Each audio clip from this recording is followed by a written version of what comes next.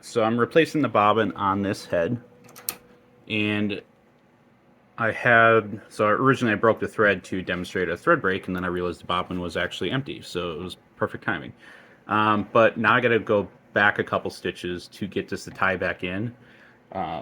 Say if this was actually the real tatami fill, like what this blue is here, and I didn't want to have a space, so I'm gonna have to back the machine up a couple stitches. So what I'm gonna do, or in order to do that, is on the little control panel here, I can hit stop and hold it, and it'll backtrack.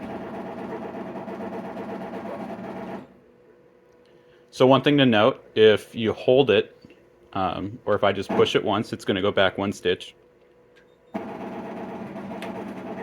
If you hold it like 2 to 3 seconds, it'll continuously run backwards, but if you hold it longer, it's going to like fast track backwards.